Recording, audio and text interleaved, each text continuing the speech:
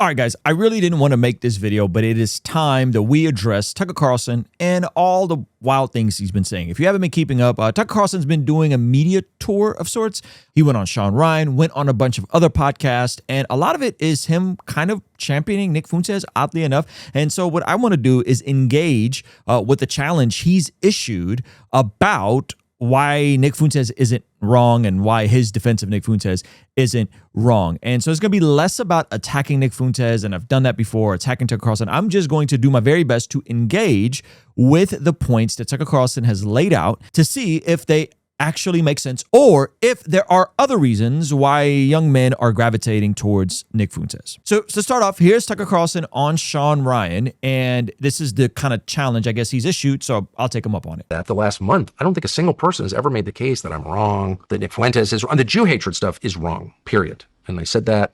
The white hatred, black hatred, Jew hatred, Malaysian hatred, Bedouin hatred, it's all wrong. But the rest of it, his analysis, which is actually smart and in a lot of cases true, no one's even attempted to rebut it. Okay, I'll attempt to rebut it. 95% or whatever the number is, if members of Congress take AIPAC money, how is that good? Shut up now! So if that's your only defense, you've lost. You've lost. You didn't even enter the game. We're playing different games. I'm trying to tell the truth, convince people that what I think is true is actually true. And you're trying to make me be quiet because you don't like it? You can me or you can everybody. It doesn't go away. And by the way, I do appreciate him saying that the Jew hatred stuff is wrong. Props to him for at least drawing that line in the sand. Now, let me first engage with the AIPAC stuff. Could be pretty alarming to some people that $65 million has been spent on lobbying since 1998. This according to Open Secrets. In a single year, the organization spent $3.5 million, and other pro-Israel groups collectively spent $14.8 million during the 2018 midterms. Now, that may sound like an alarming number, but it's interesting to discover that Qatar has spent nearly $260 million on U.S. lobbying efforts between 2016 and 2024, according to the same Open Secrets data.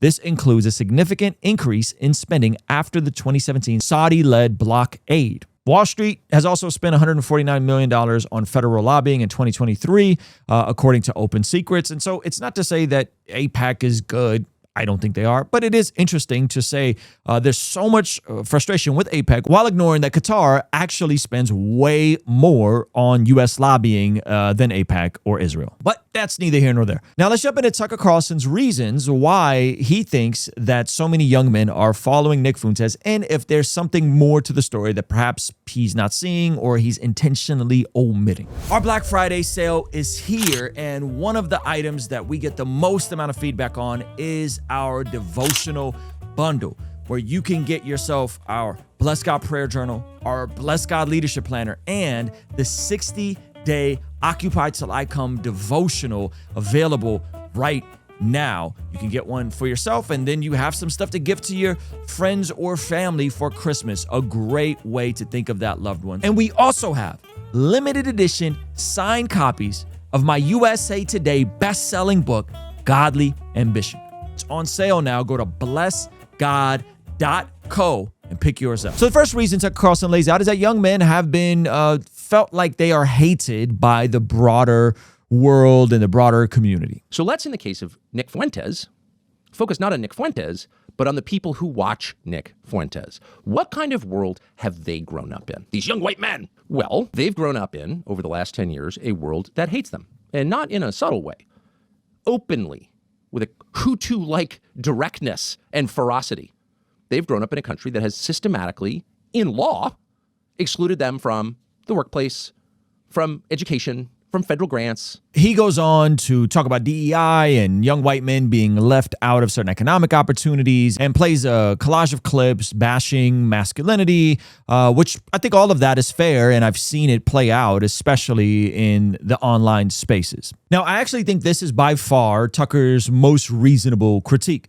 Meaning that, yes, there has been a war on masculinity, and I think the overcorrection to that is when a guy like Andrew Tate or a guy like Nick Fuentes rises up. But the issue here is not that it's just about masculinity. I would go a step deeper.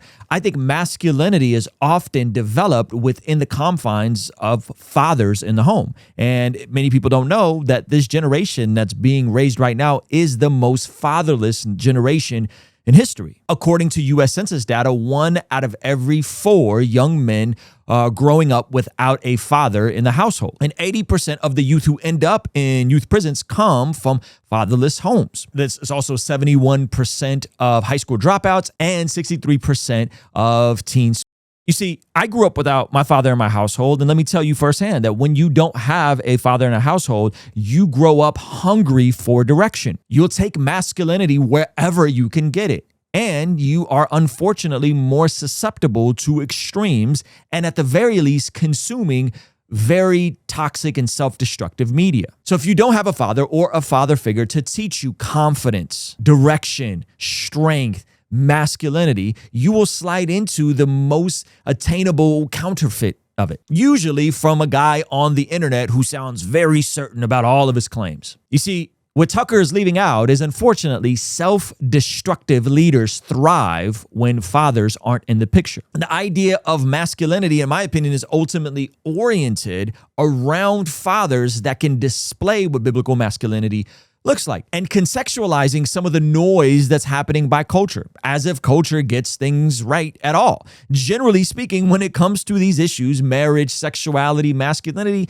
culture fumbles. The world fumbles. Jesus said that the world will hate you because it hated him. And so if you're trying to hold to a biblical worldview and a worldview that places Jesus at the center, they're going to hate you. And a good godly father, a biblical father, a father figure will help you reorient that and say, no, masculinity is not evil. No, it's not toxic. This is how it's displayed. This is what we glean from the scripture. You remove that, and you're going to have a bunch of folks that are wise in their own eyes. Okay, so Tucker's next point about why young men are so gravitated towards Nick Fuentes is because of the economy. It's the economy, stupid. Ultimately, they're economically screwed. Housing, credit card debt, wage stagnation, so on and so forth. Let him tell it, and then I'll tell you everything he's leaving out. The third lesson we should take from the fact that Nick Fuentes, who everyone's busy on, Nick Fuentes, he's the problem.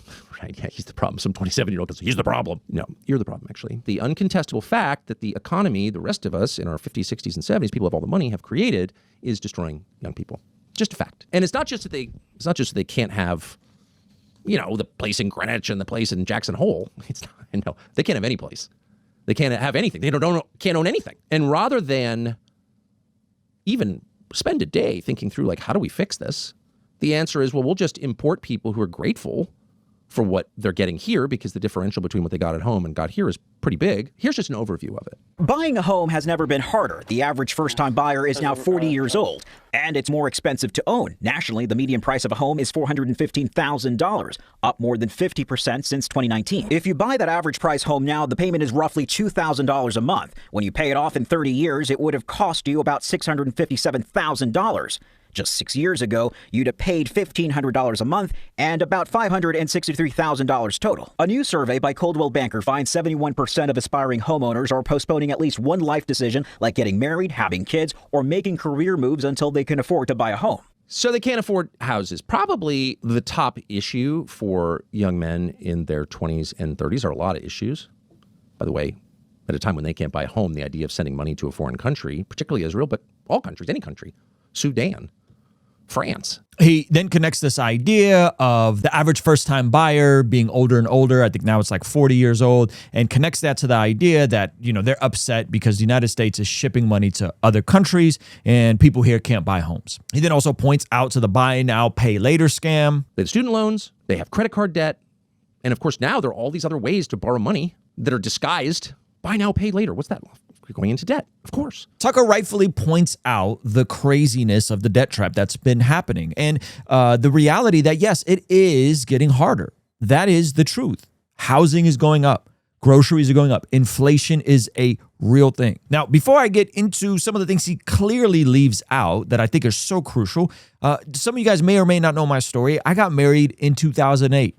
Right during the massive recession that was happening during that time. I got married and had a bunch of debt, student loan debt, credit card debt, all types of debt that you could think of. In the process of looking at my debt, I discovered I had an additional second mortgage that I co-signed for. And so at one point, me and my wife, as newlyweds coming out of the 2008 recession, had over 6 figures of debt. My hours at work got cut. I was a recording engineer at a local studio for the YMCA. Those got cut in half. My wife had to work 2 jobs, and it was hard. And a lot of people went through it during the 2008 crisis from the housing situation and all that. All of that was real. And so there's just 2 different things that I want to engage with. Number one, this is something that's affected other generations, specifically folks like myself, millennials. 2, that yes, he is right. Back in the 90s, you can be average and work an average job and make an average income and buy a home and maybe even live on one income, have family, have kids, and retire with dignity. Here's the reality. That's probably gone, okay? To be average and be able to buy a home and live on one income, all that's probably dead. And I think it's okay to acknowledge that. Here is the flip side to all of that. Number one, whenever you're looking out there for the issues you're dealing with, I think it's already a defeated mindset. If I'm honest with you, this mindset has been something that the left has been talking about forever. Wealth inequality, housing inequality, all the different inequalities. And they've been talking about that forever. So these are things that have been trying to get fixed. And the policies on the left have only made them worse. Now the right is starting to talk about them, but here's everything that Tucker is leaving out.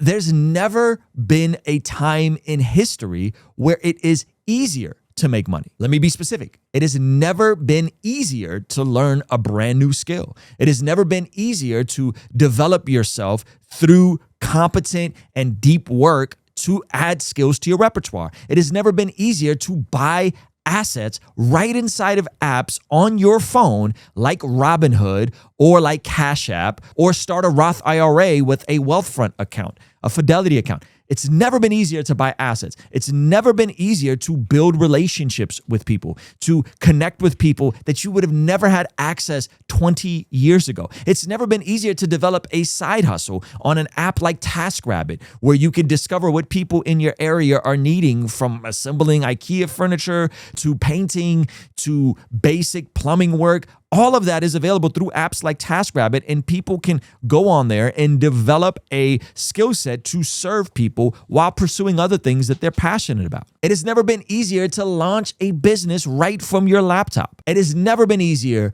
to develop an audience from zero and turn your passion into an actual income. I love this platform, YouTube, and one of the things that I love the most about it is this is a platform where you can build yourself an audience with zero gatekeepers. I initially got into YouTube because I was an independent musician. You see, me and my wife followed the Dave Ramsey steps, which, by the way, Dave Ramsey, in terms of his first 3 baby steps, are brilliant and I think are time-tested forever. And yet a lot of the younger generations see him as an old boomer, and he's detached, but he's helped us get out of debt. He's helped millions of people get out of debt, and getting out of debt, that 6 figures of debt I had, allowed me and my wife to transition into being full-time independent musicians in 2015, which then allowed us to build up the YouTube side of what we do. And then in 2021, I was able to completely transition over and do YouTube full-time. Prior to that, I was doing both music and YouTube. I was doing music reviews. I was doing marketing advice for other artists, and all of that with no gatekeepers. All of that following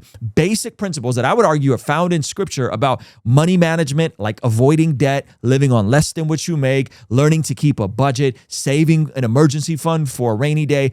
All of this, in my opinion, is kind of common sense. And yet we don't talk about it. And when the people talk about it, they get scoffed at and laughed at because it's easier to look out there and point to other people for your problems. Here's another thing that Tucker leaves out.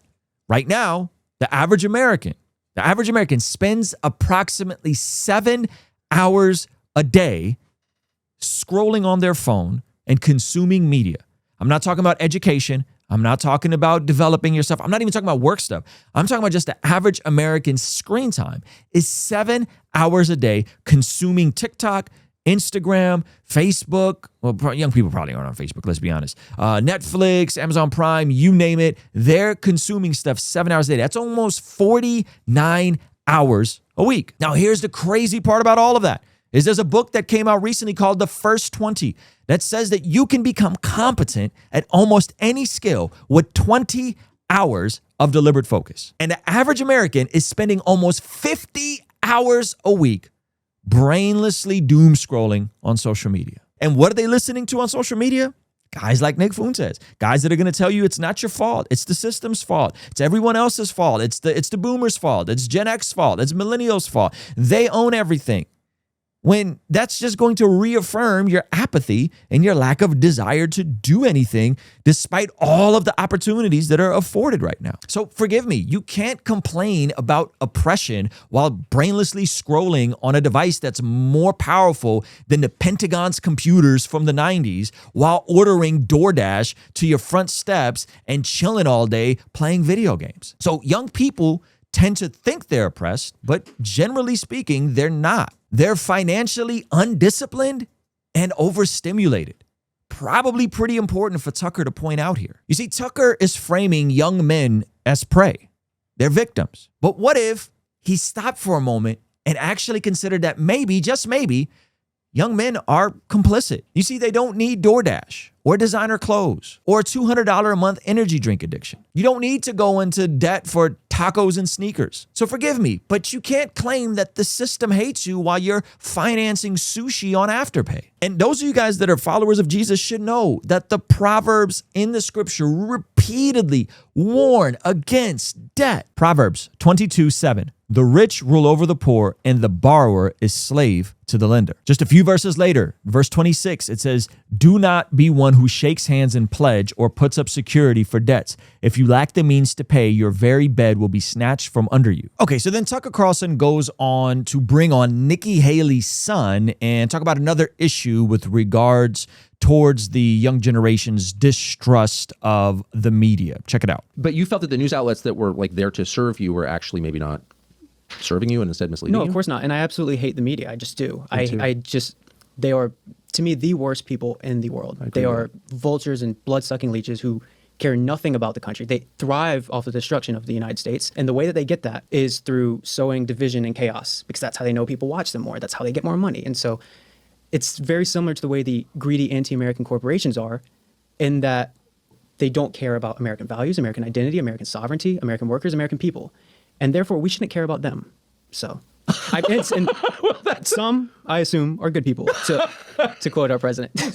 Now, am I the only one that sees the irony here? Like, Tucker literally built his entire world as being someone that is extremely well off, trust fund baby, has repeatedly said he never has to work a day in his life if he doesn't want to, and was the face of conservative media. This is hilarious. Now, I don't think what he's saying is wrong. Yes, the media is here to create rage bait, especially with social media, especially in a video like this, while caping for a guy like Nick Fuentes, who said utterly deplorable things, and much of his audience doesn't even know if he's trolling or if it's a shtick or if he really does dislike Jewish people and black people and mixed race people and so on and so forth. But that is irrelevant to this point. The reality is that, yes, institutions fail.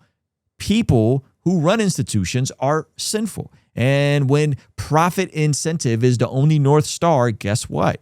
Values aren't going to be promoted. People are going to choose what best suits them. But again, what is being left out here? Is it them, they, out theirs fault? Or is it all of us, including Tucker Carlson, who's complicit in this? Is it the reality that the human heart is broken and sinful? And this goes all the way back to Genesis and is repeatedly affirmed by the state of humanity, where Jesus tells people, you who are evil know how to give gifts. Romans 3:23 says that there's none righteous, not one.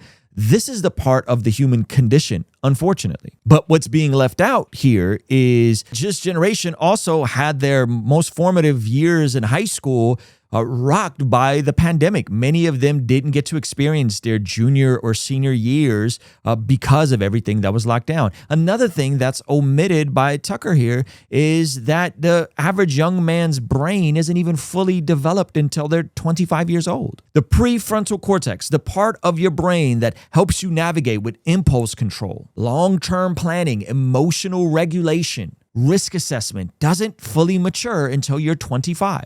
Is it possible that folks who don't have their mind fully developed are gravitating towards destructive media that reaffirms their own victim mentality? I mean, every generation has always picked media that was destructive and taboo. In my era, it was listening to gangster rap music and folks like Eminem and 50 Cent and glorifying evil and murder and all these different things. Today, it's listening to people that are overtly racist and overtly dislike Jewish people and overtly think that mixed racing is bad. So what happens when you combine underdeveloped impulse control mixed with endless online stimulation, rage-based algorithms, and political grievance content? You get young men that are being discipled by rage, tribalism, and sarcasm because their brains literally aren't finished being developed yet. There's very little community. There's just commentary.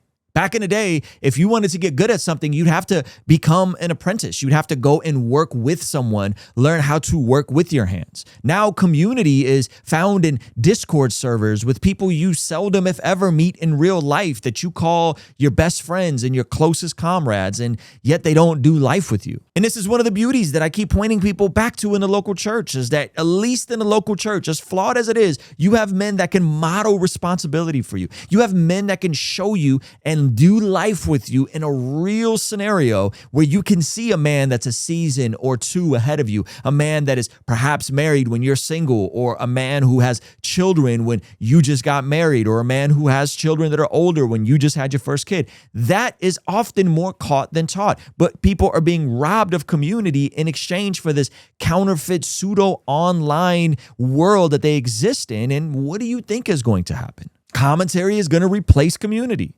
Entertainment is going to replace formation. Noise, by the likes of Nick Fuentes and now seemingly Tucker Carlson, is going to replace wisdom. You see, the CDC shows that the loneliest demographic in America is men under the age of 30. They don't have a lot of deep friendships, not a lot of great dating prospects. They're mad at the church and mad at the institution, so they don't have anywhere they truly belong. And what we find is that lonely people look for identity, angry people look for permission, and isolated people look for enemies. A figure like Nick Fuentes offers all of those things: a pseudo belonging online, direction, being a part of an in-group, having a cause, and having a villain, even if that entire ecosystem is actually poisonous and not even serving the men that follow it. This video could easily turn into hours if I wanted to, but we're going to try to land a plane here. Another thing that Tucker Carlson talks about is marriage prospects and how it's getting harder to date. Again, while omitting the fact that this generation has always had devices in their hands,